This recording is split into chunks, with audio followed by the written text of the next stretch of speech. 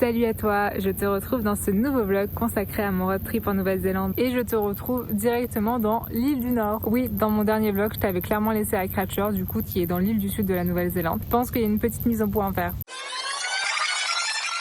J'ai donc passé mes derniers jours dans l'île du Sud, plus précisément à Blenheim, où l'aventure avait commencé en dégustant la meilleure paille, en tout cas que j'ai pu trouver en Nouvelle-Zélande. Si tu ne le sais pas, les pailles c'est un peu le plat typique néo-zélandais, vraiment quelque chose que tu prends et que tu manges dans ta voiture, un peu en mode sandwich, snack. Si tu ne l'as pas suivi, j'en avais goûté à Wanaka qui avait gagné pas mal de médailles et j'avais été un peu déçue. Franchement, celles de Blenheim valent le coup. Je reste quand même pas une grosse fan des pailles, mais franchement elles étaient bonnes. Ensuite, levé à 5h du matin pour choper le ferry de 7h45. En gros, pour les ferries, t'as deux options. T'as Inter-Islander et t'as Blue Bridge. Inter-Islander, apparemment, c'est des plus gros bateaux. Il y a un peu plus de confort sur le bateau, etc. Blue Bridge, c'est des plus petits bateaux. C'est un peu plus low cost. Généralement, ils sont moins chers. En ayant pris Blue Bridge pour l'aller et du coup pour le retour, en vrai, il y a de tout. T'as une petite salle de cinéma, généralement, où ils projettent des films pour les enfants. T'as une sorte de self où tu peux te servir et il y a à manger. T'as aussi également la possibilité d'aller sur le pont pour justement voir la vue. Après, tu as la Wi-Fi qui est gratuite, mais franchement, elle est nulle. Franchement, ne compte vraiment pas là-dessus pour pouvoir taffer. Même pour envoyer un mail, c'est vraiment très limité. Par contre, chose qu'on avait vue à l'aller et qu'on a pris là pour le retour, c'est des cabines. À l'aller, quand on était monté sur le bateau, on avait vu qu'en fait, il y avait des cabines à dispo où t'avais finalement des lits pour pouvoir te poser. Du coup, pour le retour, on a regardé un peu plus en détail. Du coup, nous, on a pris les dernières cabines qu'il y avait, donc c'est-à-dire avec 2 lits et une salle de bain. On a payé 55$. En vrai, franchement, je trouve que ça vaut assez le coup. T'es dans ta petite cabine, t'as tes prises. En vrai, c'est super posé, t'as ton petit hublot et tout. Surtout quand tu te lèves à 5h du mat et que t'as 3 heures de traversée et t'as juste qu'une envie, c'est de te reposer. Une fois débarqué du ferry, on a totalement tracé jusqu'à Tongariro. Donc on a juste pris la route, on a juste roulé jusqu'à Tongariro. On a fait une pause à McDo pour manger.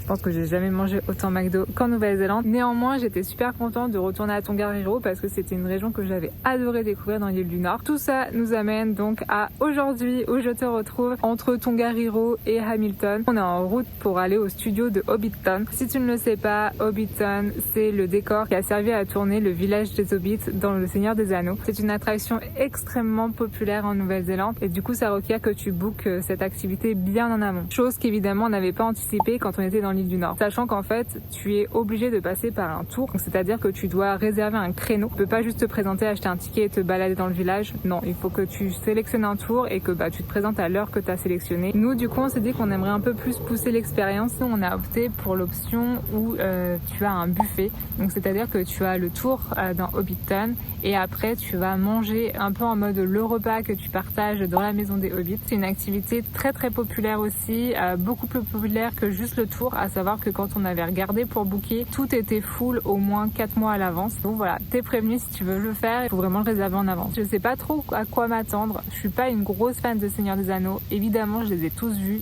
plusieurs fois, mais c'est pas la saga que je préfère, clairement Team Harry Potter ici, mais du coup j'ai quand même envie de vivre l'expérience. Je pense que ça va être très sympa de pouvoir s'immerger un peu dans cette culture, donc on va voir ça ensemble.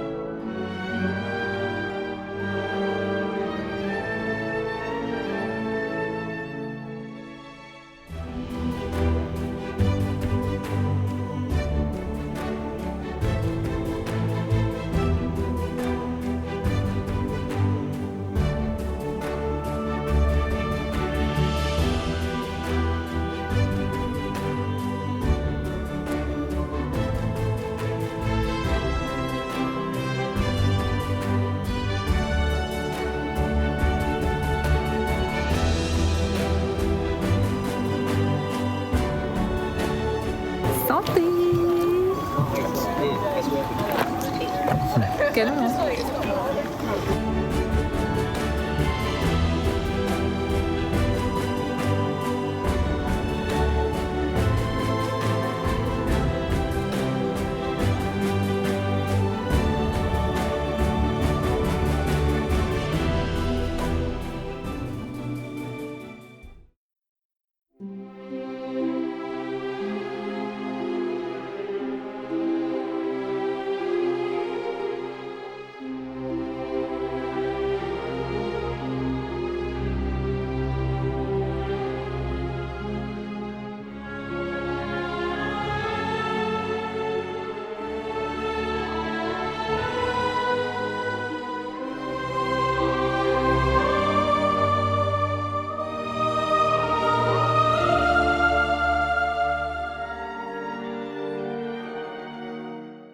C'était une expérience incroyable. Franchement, je savais pas trop à quoi m'attendre et honnêtement, j'ai été agréablement surprise. J'avoue que le côté un peu tour guidé me faisait un peu peur. Je suis pas une fan des tours guidés et ça confirme un peu aussi le fait que j'aime pas trop ça parce que du coup, tu dois bouger en fonction du groupe, tu dois attendre les autres, etc. Du coup, t'es tous au même endroit au même moment, donc voilà, tout le monde prend ses photos, etc. Néanmoins, j'ai trouvé ça vraiment bien amené. Les 2 guides qu'on avait étaient juste pépites. Franchement, tu sens qu'ils adorent ce qu'ils font. Ils ont donné plein d'anecdotes sur comment les scènes ont été tournées. Ils avaient une énergie débordante à tel point que je pense que rien que les regarder, ça me fatiguait. Mais en vrai, ils étaient top. Ils font tout, ils conduisent un bus, ils te servent les boissons, ils te font l'animation. Franchement, ils sont super top. Et le banquet, parlons-en, franchement, trop bon. Clairement, ils se foutent pas de ta gueule.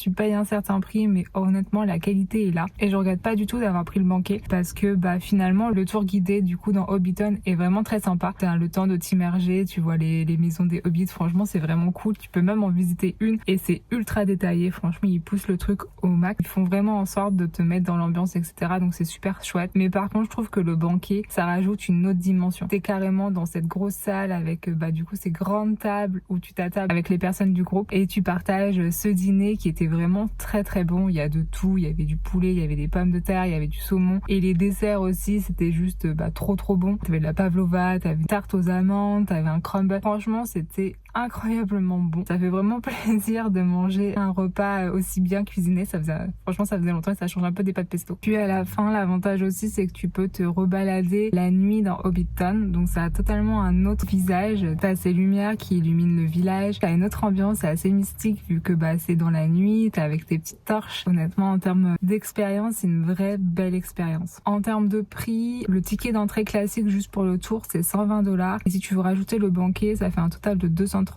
Donc c'est quand même un vrai budget. Néanmoins, je trouve que ça vaut le coup parce que je pense que si j'avais juste fait le tour, j'aurais été un peu déçue. Donc voilà, ça conclut ce vlog et je pense ces vlogs de mon road trip en Nouvelle-Zélande. Et oui, après plus de 2 mois à vadrouiller en Nouvelle-Zélande, il faut bien que ce road trip arrive à une fin. Néanmoins, je vais quand même continuer à faire des vidéos, que ce soit pour te donner des conseils sur par exemple comment trouver un travail en Nouvelle-Zélande, quelles sont les choses à prendre dans ton sac à dos, des choses comme ça. Donc n'hésite pas à t'abonner pour être tenu au courant des nouvelles vidéos qui sortiront très prochainement. Et aussi, qu'est-ce qu'on fait après la Nouvelle-Zélande? Ça, c'est la grande question.